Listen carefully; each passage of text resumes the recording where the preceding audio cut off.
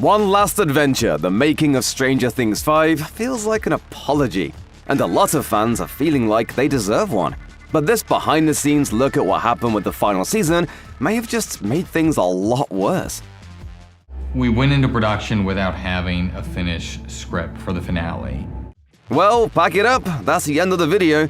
You're telling us we weren't working on this excruciatingly pointless conversation for months? That massive, pivotal boss battle wasn't always supposed to end almost as soon as it started? Not that we needed them to come right out and say it, but admitting that they started without a script makes way more sense than it should, considering the mess of a finale we got. We guess the point of putting that in the documentary was to make the season's production feel like a dramatic journey, some sort of race against time to put all the pieces together. But really, it's just depressing! Tell us if we're the only ones, but there was always this lingering hope going into the final season that everything had a set destination in mind. That the ending would be this satisfying culmination of all the loose threads and breadcrumbs that had been laid out over the years. Because that's where they knew it was going all along. Well, so much for that. It's not like we don't know the ending. It's like it's all plotted out. I just have to write it. One of the high points of One Last Adventure was realizing that everything was an intentional, planned build-up to Eleven's sacrifice as the emotional climax. Just kidding, obviously. Like that's where I don't know if we have to play it like that. That is how we I don't know if we have to play it like How that. would we play it? We keep it ambiguous. Just like the rest of the ending, the documentary reveals that there was a vague idea that Eleven should die at the end, but nobody really knew how that was going to look or happen, or even if it would happen. That's no doubt what led to Mike's whole fantasy monologue about how Eleven might be out there chilling with waterfalls if she actually faked her death, which is ultimately just a big open-ended plot point that will never be resolved. Going by their conversation about it, the Duffer Brothers just couldn't decide which outcome was actually reality. So they copped out with Schrodinger's Millie and said, whatever, just let the audience figure it out. So much for being in safe hands. What's the other option? God, I don't know how to play this. One of the gripes people had with the finale was that the final battle in the abyss felt empty. It was a bunch of sand and rocks and orange filters, but this world Vecna fell so hard in love with was just a dead wasteland in the end. As it turns out, there was a brief, ever so brief discussion about populating that world a little more. There has to be Demogorgon, bat, dog, like something. It's crazy if there's nothing there, I think. Yeah, good point. It would be crazy if there weren't any of those monsters in the abyss, the home of those monsters. It would be crazy if it was just a barren dust bowl with none of the nightmare creatures that have terrorized these kids for 5 seasons in your one chance to throw them all together into a thrilling, chaotic battle against evil. But since the idea was brought up, surely the writers explored ways to make it happen before finally deciding to scrap it. There's so much potential there that you can't just drop it completely. Right? Let's listen to the rest of that conversation. I guess like I maybe wonder about demo fatigue at the... Yeah, I mean, that's fair. Beg your pardon? Demo fatigue? What does that even mean? Nobody has that. That's like not having anyone drive in a Fast and Furious movie because people have car fatigue. It's just not a thing. This is why you're supposed to take the Klonopin after the pitch meeting, guys. I mean, the thing that's cool is the giant monster. Damn it! It's a bigger mystery than Eleven's fate. It's a more pressing enigma than how none of these army guys standing in a circle accidentally shot each other. The biggest question to come out of the end of Stranger Things is, were the Duffers using ChatGPT and Reddit to help write it? One thing a ton of people noticed is that in the shots of their laptops while they picked out the script, there were Reddit and ChatGPT tabs open as well.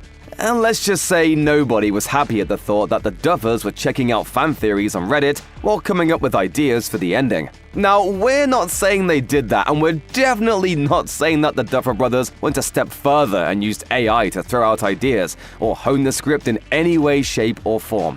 We're not saying anything like that. We're just saying that other people have said that, and we could get into how the optics of this are absolutely terrible.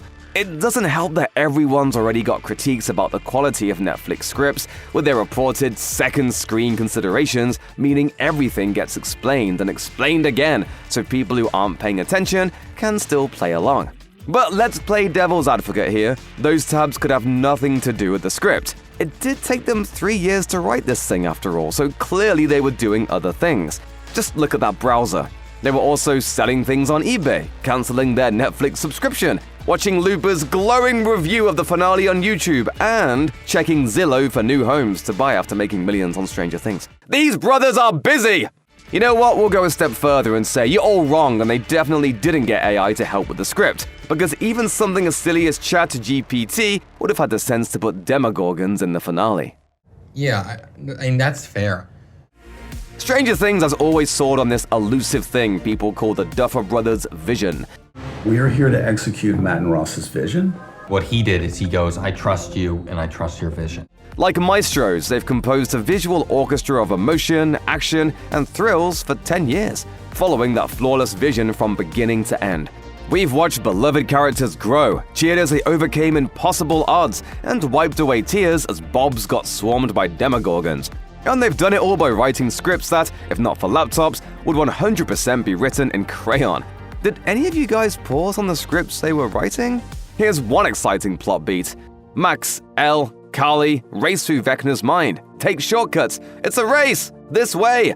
Not to be too harsh, but it all reads like a rejected manuscript for a pokey little puppy story. And look, writing is hard. As writers who do it without any ChatGPT tabs open, we get it.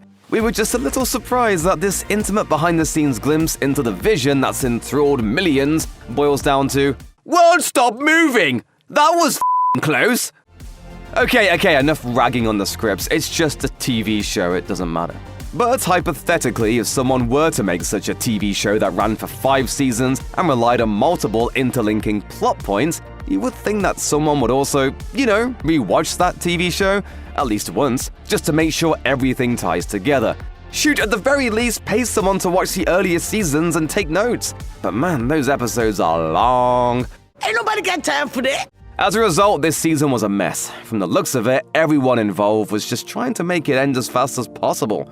Shoot, it took until the day of filming for Maya Hawke to remind the director that Caleb shouldn't technically know about Robin's relationship with Vicky. It hasn't been talked about very much in any of the scenes that we've all been in together. No one knows that we're dating. Yeah. Including Caleb. It's a small thing, sort of, but it shows just how loose everyone was playing with continuity by the end. Is it any wonder that so much was ultimately left unanswered? Why did Henry need 12 children specifically? Why was November 6th so important, even before Will got taken?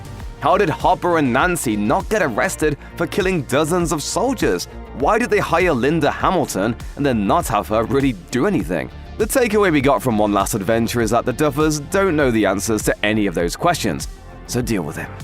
At this point, you're probably saying, gee, I don't think Looper liked Season 5 very much. That's not totally true. Visually, it lived up to expectations, and One Last Adventure shows why. Behind the scenes, an army of skilled craftspeople was working overtime to bring every last detail to life. And it sounds like it was an uphill battle the whole way. In the case of the finale, the set designers barely even knew what the Duffers wanted. They run out the upper exit and then down into the desert, and then I don't know what the happens to them. We're not going to get a final script in time. But did that stop them? No, which is why these folks, the art directors and set painters and costume and makeup designers, might just be the real heroes of the show. We gotta give the actors plenty of extra credit after watching One Last Adventure too. It must be really hard to act when you don't know what's going on. No, we're running away from that thing, and I think the motivation is moving away. It's like it's not chasing us anymore. Yeah. Ames, where's the monster? They're running away, right? The point is, hundreds of people worked tirelessly to make something exciting and beautiful for audiences to watch. Too bad that, in the end, it was all really, really dumb. Keep writing it. All right. Wow. Thank you, guys. But that's just our opinion, man.